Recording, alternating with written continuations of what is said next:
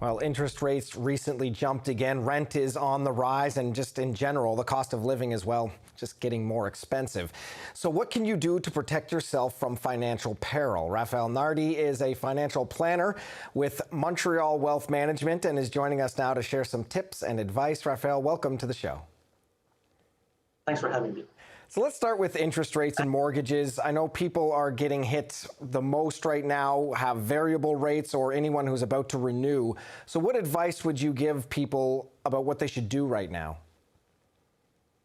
I would say it's currently to give a heads up. Warn them that when you're going to renew the mortgage, it's going to be a higher payment. So we're looking at 20 to 40% more on your mortgage payment when it's going to renew between now and let's say the next 2 years.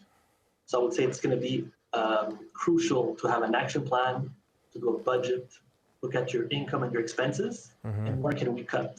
And it's more and more the conversation we're having. I would say 1 out of 2 conversations is with the mortgage subject. So generally speaking, what are some things that people can do to improve their financial situation without actually just earning more money?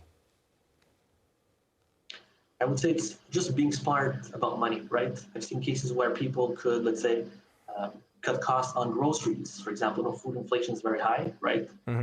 So basically, some people go to 1, 2, or 3 groceries to cut costs.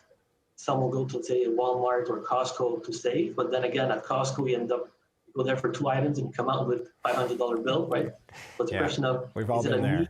Is it a need or a want, right? There's that. I would say for credit cards, look at, do you have the option to have a low interest credit card? So let's say you're better off paying 10% versus 20 or 30%, right? Verify your cell phone bill. Look at your home and car insurance. Can we reduce cost there? So all these little things, cable, internet, that prior when rates were very low, nobody looks at that. At 1, 2%, nobody checks that.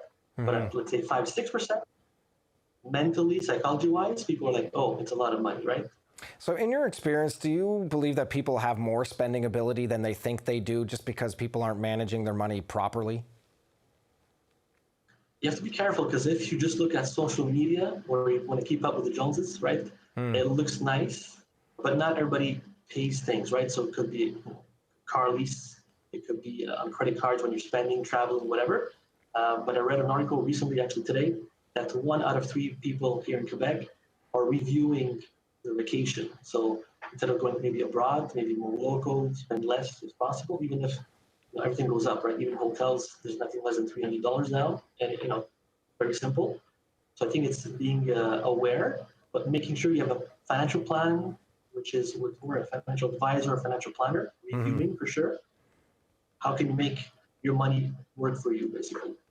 And just lastly, very quickly, I mean, if someone's already in debt, what would you suggest is the best way to manage it right now? What are you telling people? Well, if they have debt and they have a house, we could refinance, right? Make it a smart debt in a certain way. So keep a certain amount to pay off the credit card or other debts. But if you're in rent and you only have credit cards, it's going to be the tough part. So that's why you try to have a low interest credit card, sometimes a line of credit, but you need to put fixed payments to make sure it gets paid in a certain number of time.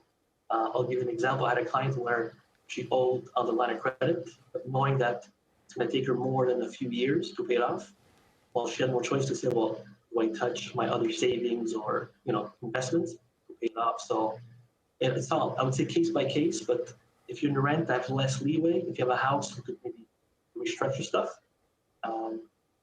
Okay. Well, it sounds like a lot of really tough decisions that people are making nowadays. Raphael, thank you so much for coming on the show. Thanks for having me.